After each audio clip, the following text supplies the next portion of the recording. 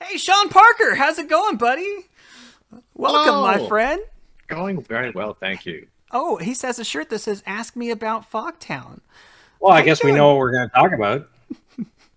Yes, since you tell me do things, I'm gonna go running and ask you about Fogtown. How's it going, Sean? Tell us about yourself.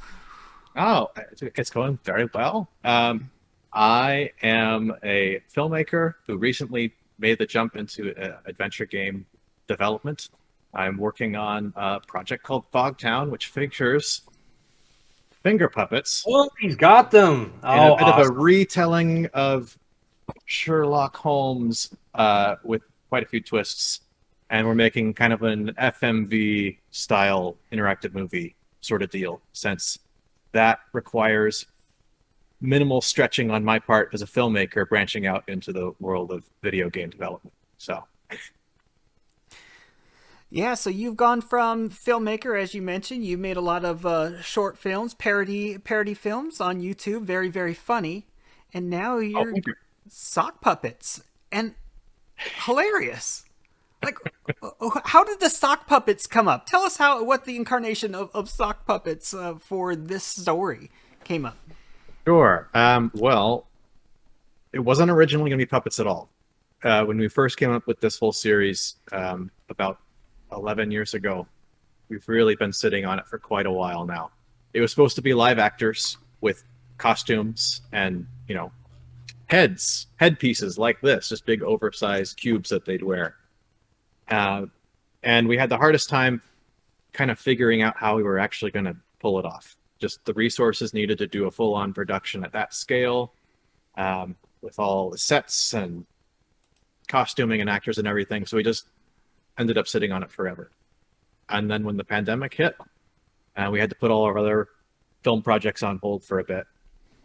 I looked back on Fogtown, remembered just how much I've been wanting to get it made for the longest time, and then the pandemic comes, and it's like, when are we ever going to get this thing made?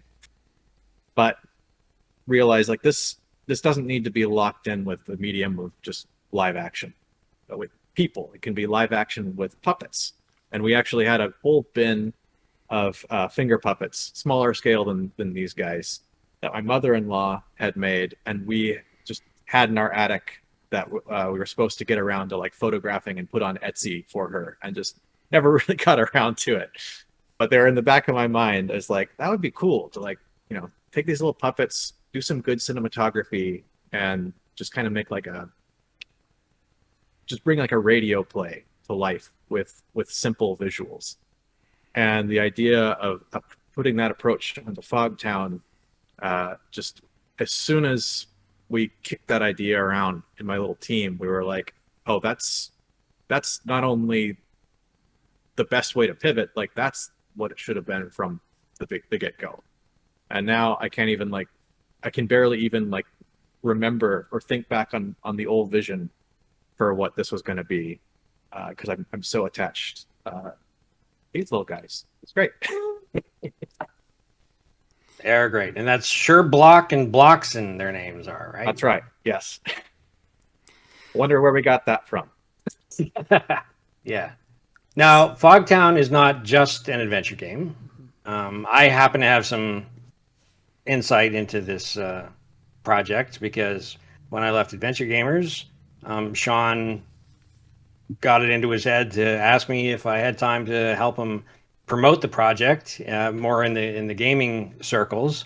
And I said I absolutely fell in love with the project right away. It looked so amazing. The puppets were hilarious. The voice acting brilliant. So I said, sign me up.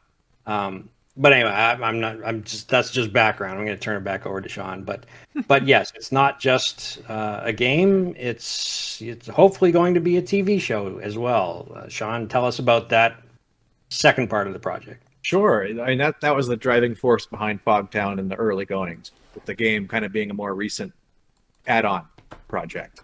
But currently, in addition to making the game, we're making a pilot episode, so we can use that to pitch it around and see if we can get a full season produced somehow or another. So yeah, there's a vast amount of stories waiting to be told in this universe. Again, it has been brewing and percolating in the back of our minds in the front of our minds for the last 10 years, to the point that we were our brains were getting overfilled with it, and it was just going to be bursting out one way or another. So that bursting point hit not too long ago, and now we're just full steam ahead. Fogtown leaking out of every orifice. Yeah, that's right. And you had a successful crowdfunding campaign? We did, thanks in part to your efforts. I played a little part. Pretty big. And hopefully all the game devs that, helped shout us out in the early going aren't totally sick of hearing about it from you now. Yeah, I really pestered. But you know what? I reached out to developers, but I didn't have to pester anybody. They, everyone I've ever shown Fogtown to, like, immediately is drawn to it. It's so distinct. It's so unique. It's, so awesome looking that you can't help but fall in love with it. So it's an easy sell on my end. But it's tempting to call this a parody, but it's not really, is it? Well, on the surface level, that's kind of our entry point. We're using the world of Sherlock to just help people have something familiar to latch onto, and we do have there's some satirical elements for sure on the original stories beyond just Sherlock and Watson. We've got a number of the main cast members that are also kind of silly parody names of established Sherlock canon, but we really use it as a launching point to go off and tell our own stories. And I hope, it's my hope, that there's some real deep meaning in the series, that it's not just all a bunch of silly parody stuff, but there's some silly, meaningful stuff. So tell us a little bit more about your Sherlock, or Sherblock, as you call him. Sure. He's not exactly Basil Rathbone. No, he's not. He's not nearly as restrained or as dignified, I guess. Sherblock he's brilliant, but he's easily distracted. He's one of those people that's so obsessed with mysteries that he sees them everywhere, and he's constantly losing focus. His brains, tends to move at unprecedented speeds in the wrong direction. And so his biggest obstacle in any mystery is not really so much the nature of the case he's on, but being able to keep the blinders on and not get distracted by other stuff that's like shiny and irrelevant, but more interesting to him. So he's kind of like a version of Sherlock that has extreme ADHD, and he uses that to his benefit, and also it presents its own challenges. Yeah, I imagine that would be true for anybody that brilliant. It's hard for us mere mortals to understand, but when your mind is working so much faster than anybody else's, it's no wonder it starts reaching out in other directions. That's pretty cool. Now, you've got an amazing voice cast lined up for both the series and the game. Why don't you tell us a little bit about that? Sure. Well, I'll launch into the game side first. We just kind of on a lark reached out to Dean Erickson, whose last role as, I think, an actor in anything was playing Gabriel Knight in Gabriel Knight 2. We just sent him a message, gave him a little sample of what we had cooking up, and he was very much on board immediately.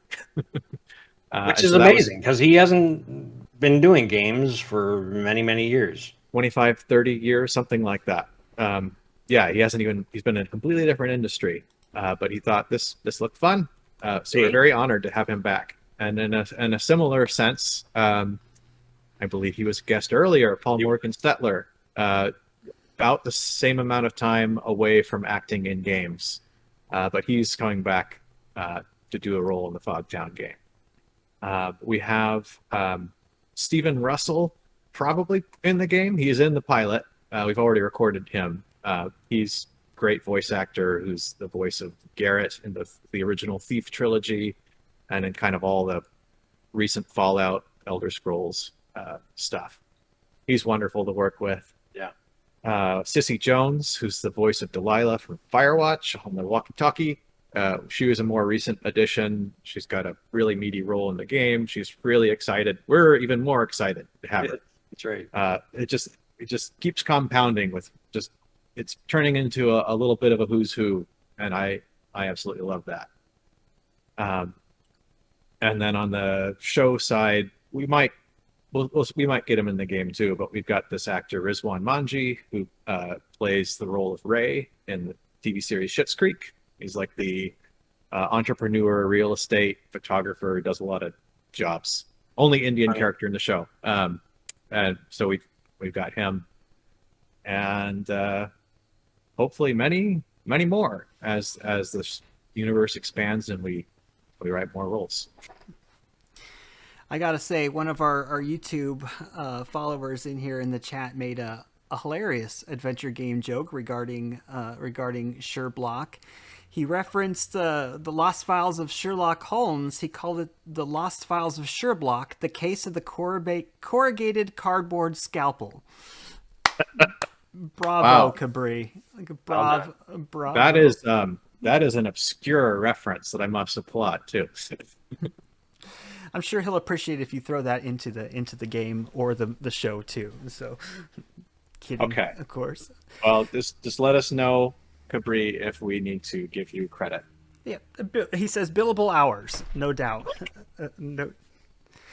So where are you right now when it comes to Fogtown? I don't know if I missed that or not while I was taking a 2-minute break, but where are we at right now? Well, we just had our crowdfunder end of the summer, which was great. We are planning on shooting video portions early next year. So that's probably going to be looking like sometime in the spring. Mm-hmm.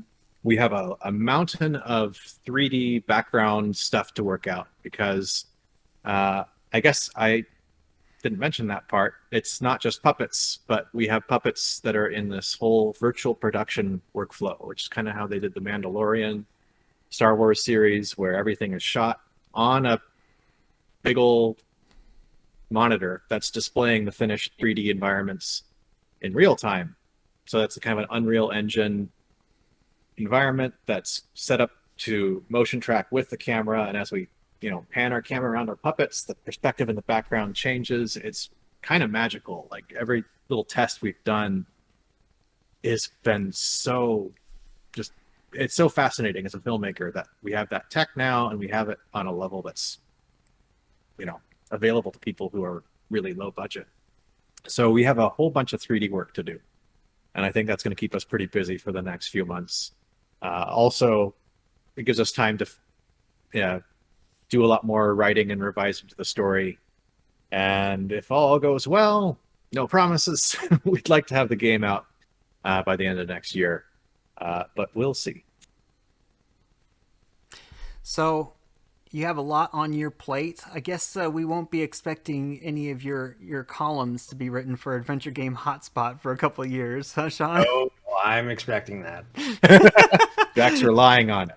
He's saying, I'll help promote Fogtown if you give me a monthly review for AGH, or I'm out of here. Yes, so Sean is also a writer for AGH, and you're just talented at everything that you do. Goodness. Well, as always, we appreciate you coming on, Sean.